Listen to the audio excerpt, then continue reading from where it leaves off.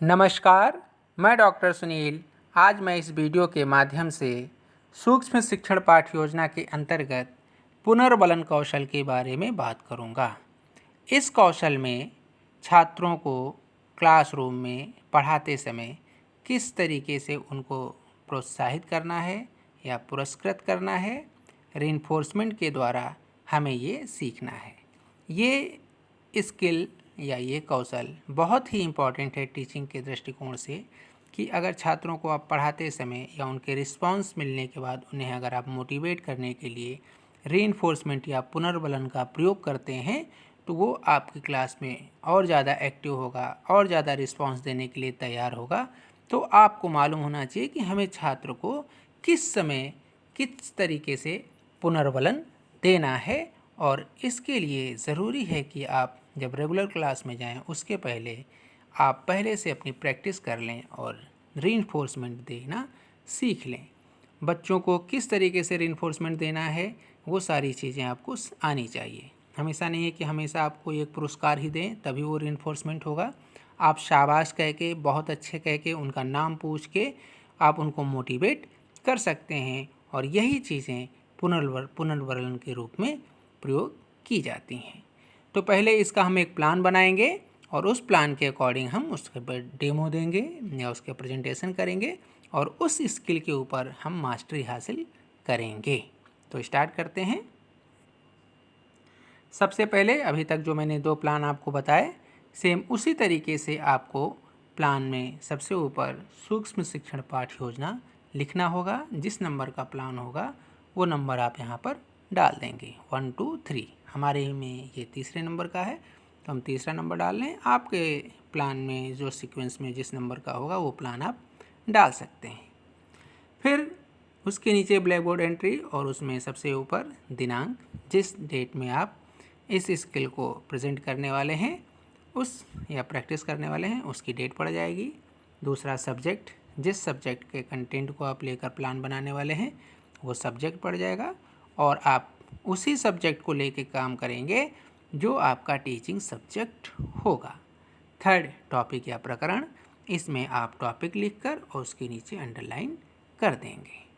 फिर दूसरे साइड में कक्षा, जिस कक्षा के लिए आप प्लान बना रहे हैं, जिस कक्षा का आप कंटेंट लिए हुए हैं उसका कक्षा डाल देंगे। फिर चक्र, अवधि चक्र, जिस चक्र में आप पढ़ाने जा रहे हैं उस चक्र को डाल देंगे और अवधि में आप 6 मिनट डाल देंगे। तो ये आपको ब्लैक बोर्ड एंट्री में करना है।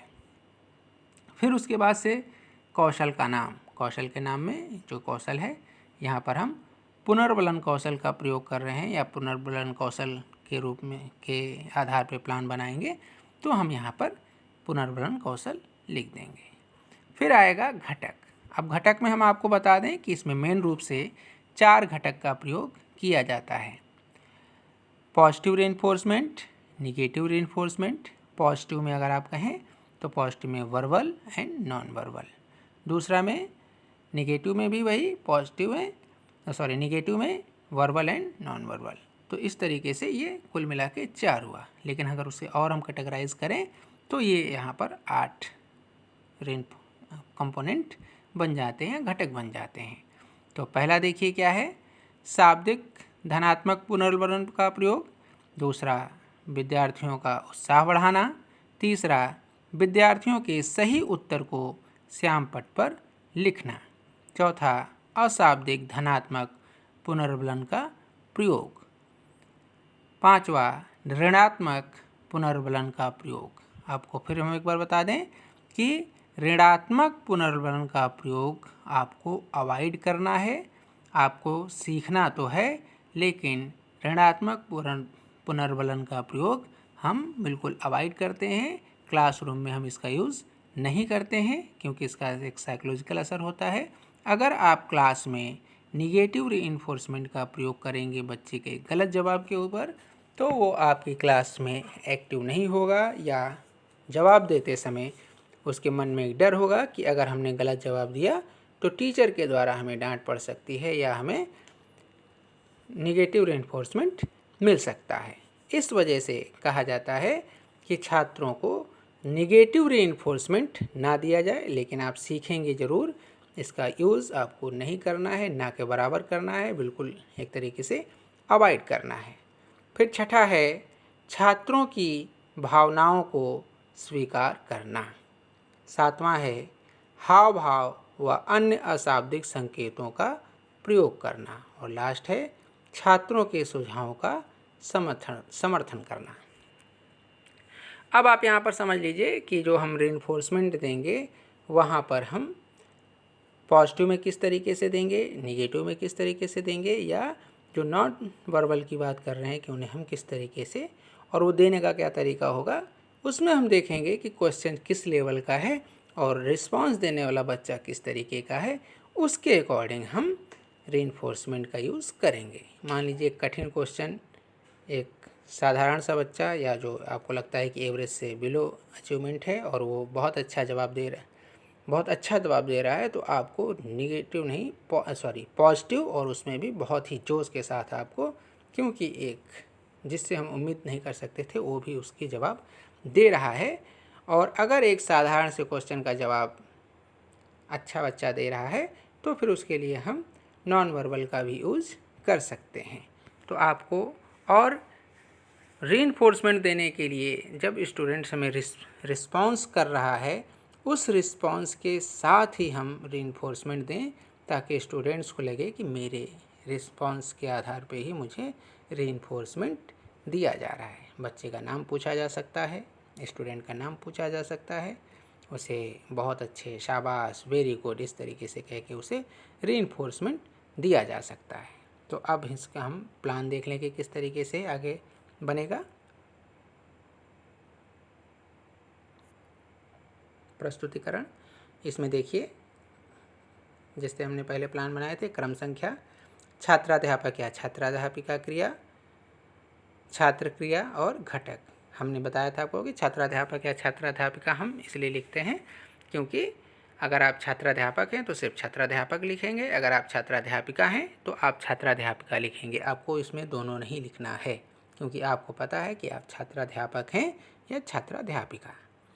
फिर इसमें देखिए अब प्रश्न पूछा जाएगा और किस तरीके से रीइंफोर्समेंट दिया जाएगा। कुछ पालतू पशुओं के नाम बताइए। चूँकि टॉपिक हमने ले रखा है तो उसी टॉपिक के आधार पर ही प्रश्न यहाँ पर बनाए गए हैं। उत्तर है भैंस, गाय, बकरी, कुत्ता आदि पालतू पशु हैं।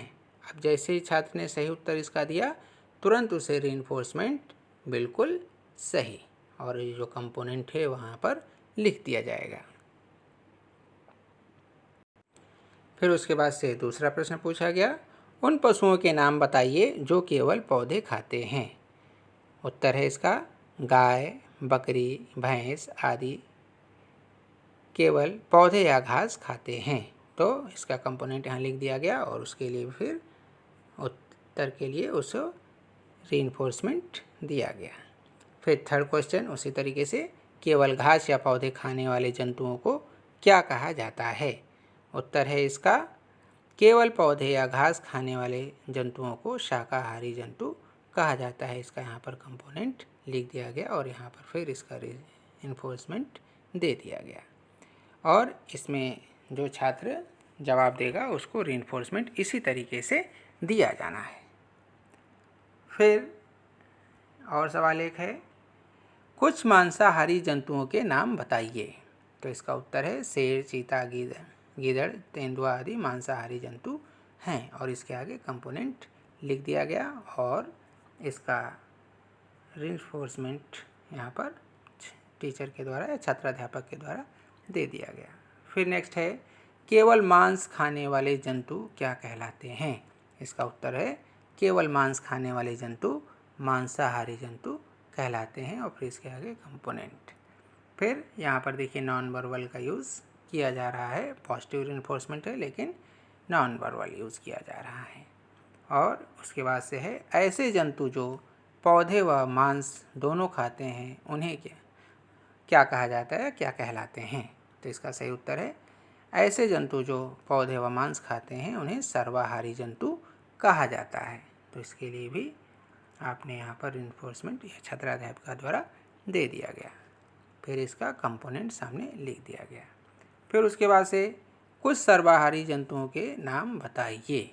तो इसका उत्तर कुछ सर्वहारी जंतु के नाम बिल्ली, लोमड़ी आदि है और इसका कंपोनेंट लिख दिया गया। अब इसमें कुछ शायद कंपोनेंट रह गए हैं, तो आप कोशिश करेंगे कि उनको भी, जैसे ब्लैक बोर्ड पर लिखने वाला है तो इसके जैसे कि इसके उत्तर को हम ब्लैक बोर्ड पर भी लिख सकते थे, तो वो कंपोनेंट इसमें कवर हो जाता। और निगेटिव रेनफोर्समेंट सीखना है, जो कि हो सकता है आप ये मान के चल लें कि उसका उत्तर ना है, लेकिन अगर निगेटिव रेनफोर्समेंट देना है तो फिर आपको कोई एक ऐसा क्वेश्चन फ्रेम करना होगा और मानना होगा कि इसका उत्तर छात्र नहीं देगा, और जो आपकी छोटा सा ग्रुप होगा उसमें किसी को बताना होगा कि आप इसका उत्तर ना दीजिएगा, या आपका साथी अगर कोई उत्तर नहीं दे रहा है तो फिर आप वहाँ पर निगेटिव रेनफोर्समेंट का यूज कर सकते हैं। फिर मैं एक बार आपको बता रहा हूँ कि निगेटिव रेनफोर्समेंट आपको सिर्फ देना सीखना है, क्लास में पूरी तरीके से अवॉइड करना है कि निगेटिव रेनफोर्समेंट बच्चों को ना दिया जाए। तो ये आपका एक तरीके से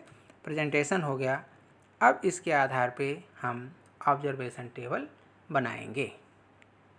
ऑब्जर्वेशन टेबल और वो सारे कंपोनेंट यहाँ पर लिख लेंगे और उसके आगे की रेटिंग 1 2 3 4 5। पहला, शाब्दिक धनात्मक पुनर्वरण का प्रयोग। दूसरा, विद्यार्थियों का उत्साह बढ़ाना। तीसरा, विद्यार्थियों के सही उत्तर को श्यामपट्ट पर लिखना। चौथा, अशाब्दिक धनात्मक पुनर्वरण का प्रयोग करना, ऋणात्मक पुनर्वरण का प्रयोग करना, छात्रों की भावनाओं को स्वीकार करना, हाव भाव व अन्य शाब्दिक संकेतों का प्रयोग करना, छात्रों के सुझावों का समर्थन देना। अब इसमें भी रेटिंग उसी तरीके से 1 2 3 4 1 2 3 4 5।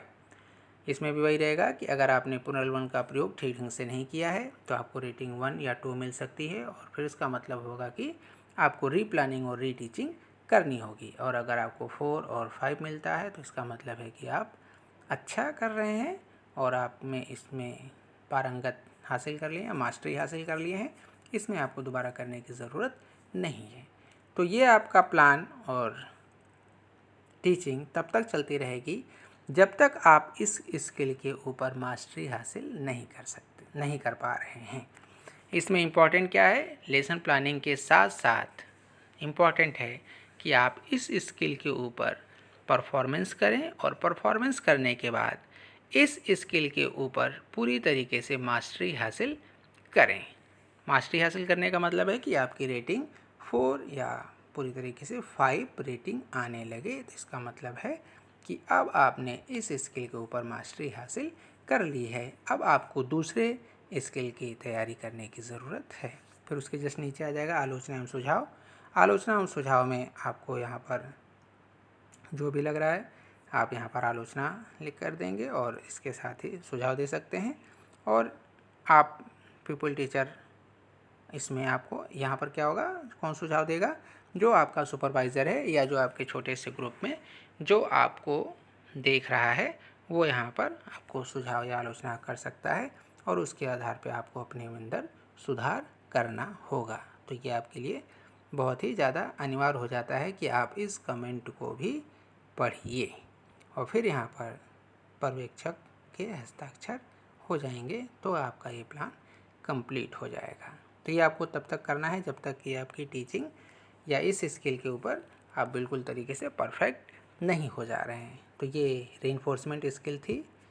आशा करते हैं कि आपको इसका प्लान अच्छे से समझ में आ गया होगा, और इस प्लान के आधार पे आज इस तरीके से अपना प्लान बना के क्लासरूम में इस स्किल के ऊपर परफॉर्मेंस करके इस स्किल के ऊपर मास्टरी हासिल कर लेंगे। आज के लिए इतना ही, धन्यवाद।